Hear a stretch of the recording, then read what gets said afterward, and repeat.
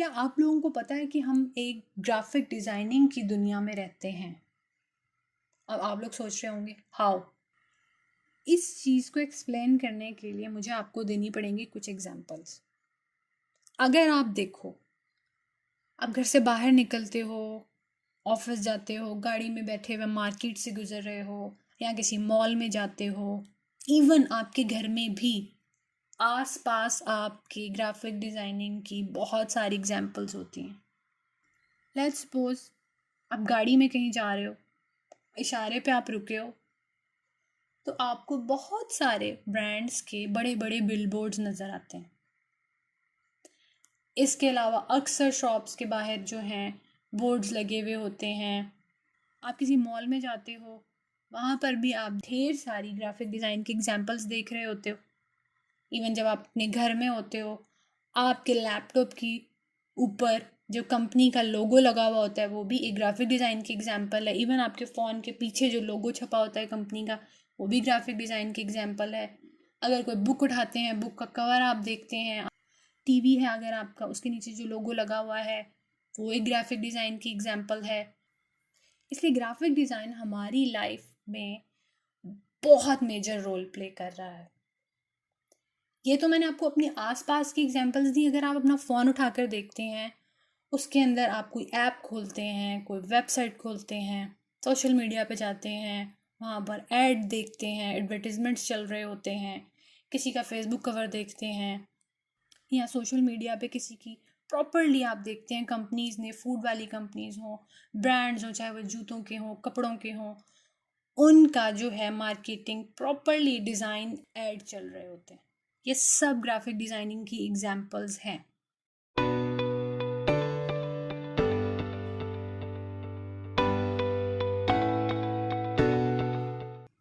आज अल्हम्दुलिल्लाह से हम लोग अपना ग्राफिक डिज़ाइन का जो है फर्स्ट लेक्चर स्टार्ट करेंगे, जिसमें मैं आपको सबसे पहले जो है थोड़ा सा ग्राफिक डिज़ाइन के बारे में बताऊंगी, इस कोर्स के बारे में बताऊंगी, क्योंकि आई नो बहुत सारे मोस्टली जो हैं स्टूडेंट्स वो न्यू ही हैं, वो इस चीज़ से फेमिलियर नहीं हैं।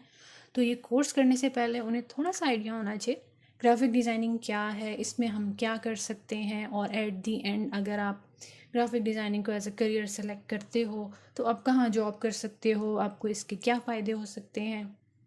इन सारी चीज़ों को इन डिटेल मैं आपके साथ डिस्कस करूँगी आज के लेक्चर में। और उसके बाद सेकंड पार्ट में जो है हम लोग इंशाल्लाह ताला फ़ोटोशॉप स्टार्ट करेंगे, और फ़ोटोशॉप का आज जो है हम इंटरफेस देखेंगे। What is graphic design? Art of visual communication through the use of text, image, and symbols. Three skill areas. Visual arts, जिसमें क्या आ जाता है? Photography, illustrations, painting. Typography, setting, arranging and designing. Type. Page layout, the visual arrangements of elements on page. इस चीज़ को understand करने के लिए थोड़ा सा आपको अगर मैं हिस्ट्री बताऊं, हिस्ट्री ऑफ ग्राफिक डिज़ाइन, आप इसमें देख सकते हैं कि केव आर्ट के थ्रू लोग उस टाइम जो है अपना मैसेज कन्वे करते थे। अगर हमें मिस्र वगैरह में आप देखें, हमारे जो भी लोग रिसर्चर्स वहाँ जाते हैं, उनकी दीवारों पे लैंग्वेजेस लिखी होती हैं, पूरी पूरी स्टोरीज, उनकी जंगें होती थी या क्या था, एवरीथिंग। तो विजुअल कम्युनिकेशन का यूज़ जो सबसे पहले किया गया था वो केव पेंटिंग्स में किया गया था। जी, अब आ जाते हैं ग्राफिक डिज़ाइनिंग की तरफ। Roots of graphic designing. Graphic designing की जो रूट्स हैं वो फाइन आर्ट्स से ही मिलती हैं। फाइन आर्ट्स क्या है जी? A way in which we express our feelings is called fine arts. Graphic designing भी इसी तरह, इसी से सिमिलर है। हम उसमें लाइन, शेप, टेक्स्ट, कलर, इन एलिमेंट्स का यूज़ करते हुए एक मैसेज क्रिएट करते हैं। सिंपल सी एग्जांपल अगर मैं दे दूँ, 50% ऑफ लोगों ने दिया हुआ होता है। 50% ऑफ के कॉन्सेप्ट आइडिया पे काम करने के लिए ओवरऑल वो एक पूरी थीम डिज़ाइन तो करते हैं, बट कुछ लोग क्या करते हैं, 50 जो है उसको कट किया, हाफ में जो है उन्होंने रेड कलर कर दिया 50 के वर्ड में, और हाफ को उन्होंने वाइट छोड़ दिया। अब ये एक सिंपल सी चीज़ है, इसमें आप टाइपोग्राफी का आपने यूज़ कर लिया है और आपका जो मैसेज है वो एक इम्पैक्टफुल बन गया, बिकॉज 50% ऑफ दे रहे हैं आप। 50 जो है उसको आपने 2 पार्ट्स में कर दिया, हाफ हाफ। तो इससे साफ आइडिया हो रहा है कि आप ऑडियंस को क्या बताना चाह रहे हैं। अब फाइन आर्ट से अगर ये लिंक्ड है या उसकी रूट्स में से है, तो अब ये भी आ जाता है फाइन आर्ट्स में बेसिकली मेजर जो है वो क्या है, व्हाट इज़ पेंटिंग। आप लोग इस पेंटिंग को अगर देखो, आप लोगों को क्या लगता है व्हाट इज़ पेंटिंग? नीचे सामने डेफिनेशन भी लिखी हुई है, बट मैं क्वेश्चन आप लोगों से इसलिए करती हूँ कि थोड़ा सा खुद आप भी सोचें इस चीज़ को, क्योंकि डिज़ाइनर्स जो हैं किसी भी डिज़ाइन या आइडिया पे काम जब करते हैं, अच्छी खासी उन्हें ब्रेन स्टॉर्मिंग करना पड़ती है, तब जाके वो एबल होते हैं कि वो कुछ अच्छा कंटेंट अपीलिंग सा क्रिएट कर पाते हैं। पेंटिंग क्या है जी? A self expression of an artist is called painting. अब आ जाता है व्हाट इज डिजाइन। ये आ जाती है मेन चीज जो हमारी ग्राफिक डिजाइन से related. To arrange things, object in such a proper way that it become effective. मैंने आपको 50% वाली एग्जाम्पल एग्जैक्टली इसी चीज़ को एक्सप्लेन करने के लिए दी थी। यहाँ अब आ जाते हैं एलिमेंट्स ऑफ डिज़ाइन। कुछ बेसिक एलिमेंट्स होते हैं जिनको फॉलो करते हुए आप डिज़ाइन बना सकते हो। Line, shape, colour, texture, text, इनको कंबाइन करके जो है आप एक बेसिक डिज़ाइन क्रिएट कर सकते हो। आगे किसी लेक्चर में मैं आपको एग्जाम्पल के तौर पर कि किस तरह से इन पांचों चीज़ों को मिला के एक मैं डिज़ाइन बना सकती हूँ वो भी बना के दिखाऊंगी। What is graphic designing?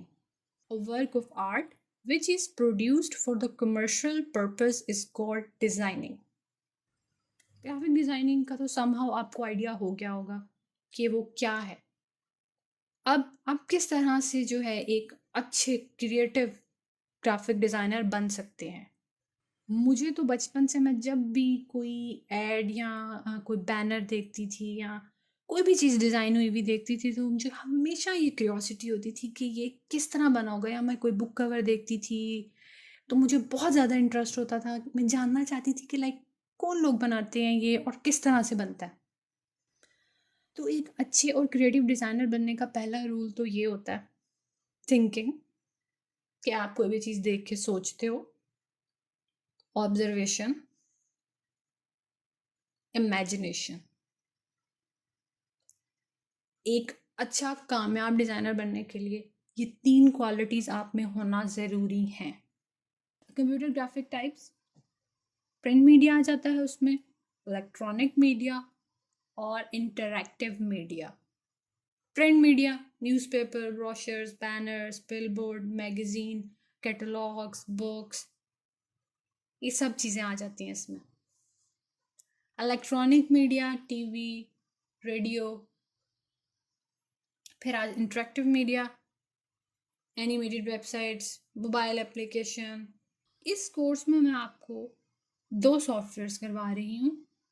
एक रास्टर बेस्ड है और दूसरा वेक्टर बेस्ड सॉफ्टवेयर। जो रास्टर बेस्ड सॉफ्टवेयर है उसकी सबसे बड़ी एग्जाम्पल है फोटोशॉप, और अगर हम वेक्टर बेस्ड सॉफ्टवेयर की बात करें वो है अडोबी इलस्ट्रेटर।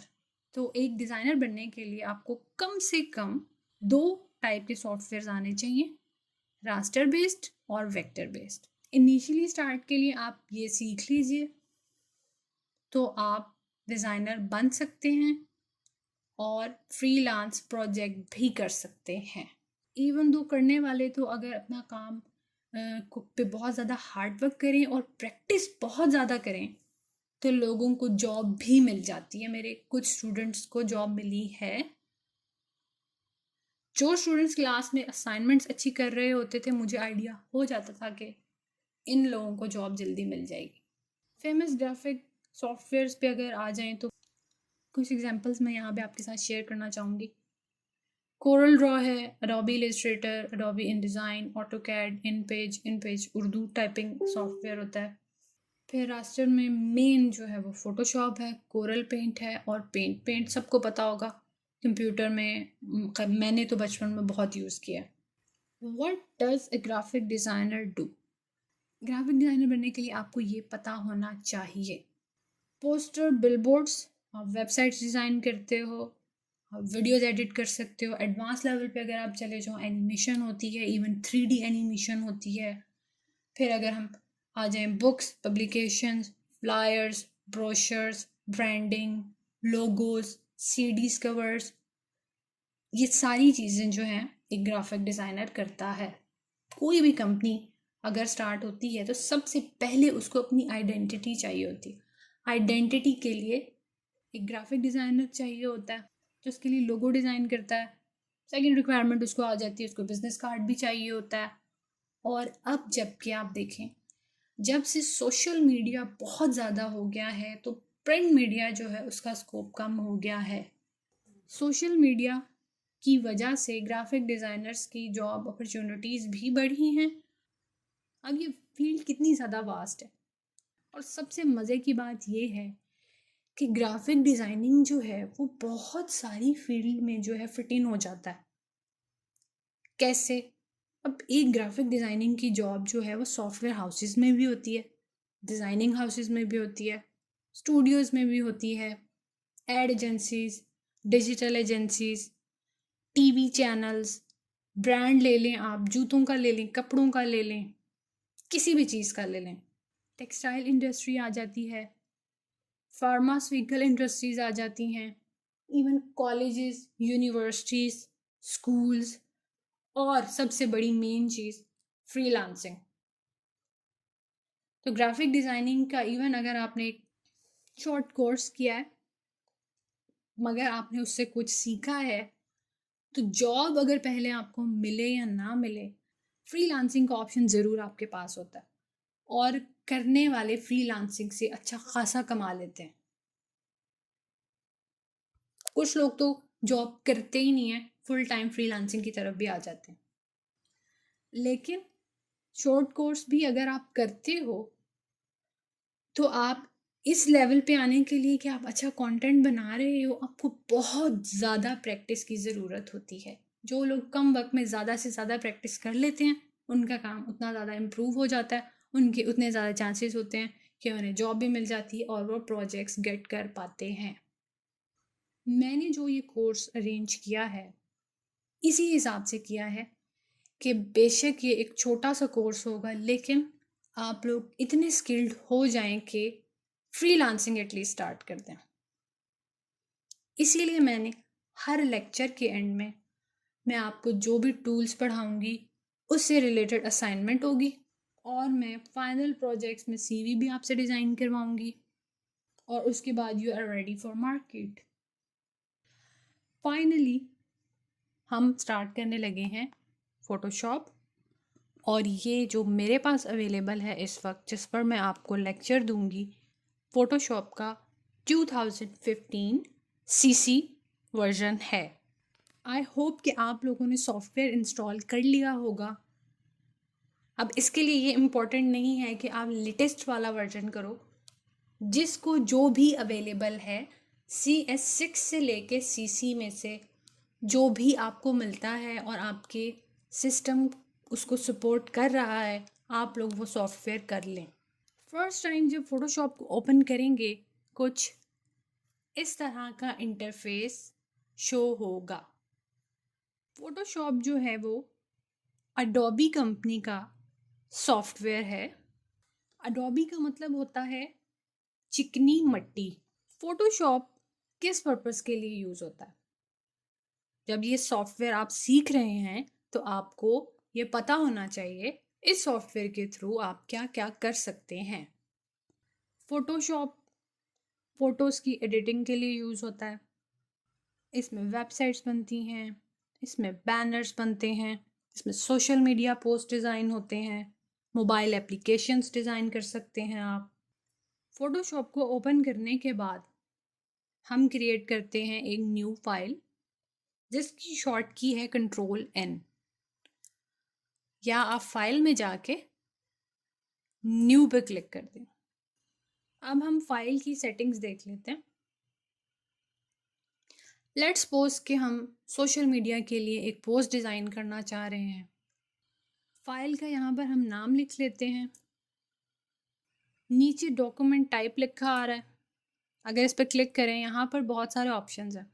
जो न्यू वर्जन होंगे वो थोड़ा सा आपको उसका इंटरफेस डिफरेंट दिखेगा, लेकिन ऑप्शन ऑलमोस्ट यही वाले होंगे। वेब के लिए अगर कुछ डिज़ाइन करना है, यहाँ क्लिक करो तो यहाँ पर वो आपको कुछ स्टैंडर्ड वेब के साइजेस दे देगा। फिर अगर इंटरनेशनल पेपर पे हम क्लिक करें, इंटरनेशनल पेपर के बाय डिफ़ॉल्ट यहाँ पे अगर आप A4 पे क्लिक करें तो यहाँ पे हमें ये बता रहा है कि A4 जो है मिलीमीटर्स में ये है। अगर मैं इसको यहाँ से इंचेस में कर लूँ तो मुझे पता चल जाएगा A4 का साइज़ ये है। हम कस्टम पर आ जाते हैं। मैं एक सोशल मीडिया पोस्ट डिज़ाइन कर रही हूँ, और कोई भी चीज़ डिज़ाइन करने से पहले आपको उसका साइज़ पता होना चाहिए। आपको कोई भी प्रोजेक्ट मिलता है, मेक श्योर आपको पता हो आपने कितने साइज़ पे इसको बनाना है। मैं सोशल मीडिया पोस्ट बना रही हूँ तो इसका साइज़ जो है वो मैं पिक्सेल्स में रखूँगी। जब भी हम वेब पे काम करते हैं तो यहाँ से आप पिक्सेल्स सेलेक्ट करोगे। जी, जब हम वेब के लिए काम करेंगे तो हम पिक्सेल्स को सेलेक्ट करेंगे। 1080 पिक्सेल्स बाय 1080 पिक्सेल्स। रेजोल्यूशन हमेशा 72 होनी चाहिए वेब के लिए। आप कुछ भी डिज़ाइन कर रहे हैं, बैनर हो गया, एप्स हो गई, कोई भी चीज़ हो गई। कलर मोड RGB होना चाहिए आप वेब के लिए जब भी काम करेंगे। अगर आप प्रिंटिंग के लिए कुछ इस पे बना रहे होंगे तब आप यहाँ पे देखें कुछ और फर्दर ऑप्शंस हैं, तब आप CMYK के सेलेक्ट करेंगे।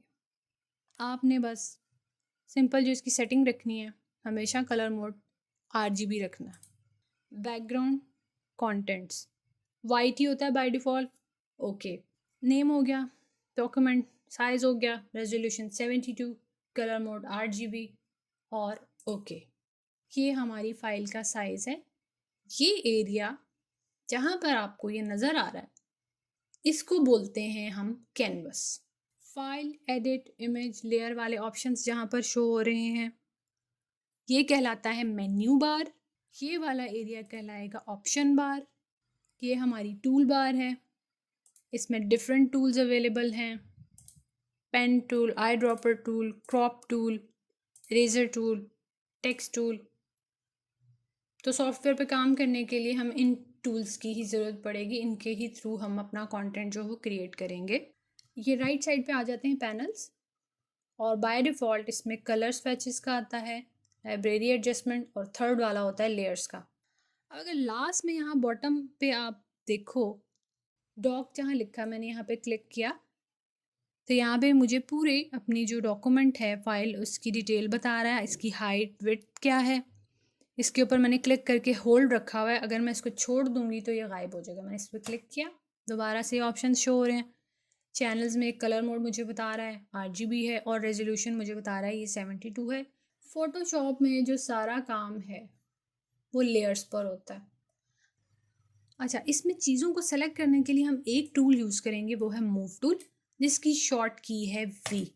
इसका सबसे ज़्यादा यूज़ होना है, इसलिए इसको आप लोग रट लें। मैं अगर यहाँ पे क्लिक करूँ वाइट और मैं इसको यहाँ से हिलाने की कोशिश करूँ तो ये मूव नहीं होगा। क्यों? क्योंकि ये लेयर लॉक्ड है। इसको किस तरह से अनलॉक किया जाए, उसके लिए मैं यहाँ पर क्लिक करूँगी, ये अनलॉक हो जाएगा। अब अगर मैं इसको मूव करूँ, आप देख सकते हो ये जो मेरा वाइट बॉक्स है ये मूव हो रहा है। बाय डिफ़ॉल्ट जो है ये लॉक ही होता है। ये टूल बार है, आप इसको यहाँ से मूव कर सकते हो, यहाँ रख सकते हैं। इसको मैं मूव करके लेफ़्ट साइड पे रख सकती हूँ, ये मैं यहाँ रख सकती हूँ। आप लोग जो फर्स्ट टाइम फ़ोटोशॉप यूज़ कर रहे होंगे तो मुझे पता है उन लोगों के साथ ऐसा ज़रूर होगा कि उनके पैनल्स जो हैं वो इधर उधर हो जाएंगे और वो परेशान हो जाएंगे, लाइक कि हमारे फ़ोटोशॉप क्या हो गया। इसका सिंपल हल है, अगर कभी आप आपके जो हैं पैनल्स इस तरह से मेसी से हो जाएं और आपको पता ना चल रहा हो आपने क्या करना है, आपने जाना है विंडोज़ में, सिंपली यहाँ पे लिखा आ रहा है रीसेट एसेंशियल्स और बैक टू डिफ़ॉल्ट। शुरू के शायद 1-2 लेक्चर्स आपको मुश्किल लगें, लेकिन जब आपकी फ़ोटोशॉप के साथ दोस्ती हो जाएगी तो ये बहुत इंटरेस्टिंग सॉफ्टवेयर है। आप इस पे काम करने को बहुत एन्जॉय करेंगे, क्योंकि फ़ोटोशॉप पे काम करने के लिए ये कुछ बेसिक्स आपको लाज़मी पता होनी चाहिए। इसके बगैर नहीं आप इस पे काम स्टार्ट कर सकते, ना ही समझ पाओगे चीज़ों को। तो बेसिक्स जो हैं वो किसी भी चीज़ की हमें सबसे पहले पता होनी चाहिए, उसके बाद ही हम उस पे आहिस्ता-आहिस्ता जो है एडवांस लेवल की तरफ जाते हुए काम कर पाते हैं। जब तक हमें बेसिक्स क्लियर ना हो, हमें वो चीज़ समझ नहीं आती। मुझे उम्मीद है कि मेरा आज का वीडियो आपको पसंद आया होगा। मेरे चैनल को सब्सक्राइब कर लीजिए और शेयर कीजिए अपने फ्रेंड्स के साथ।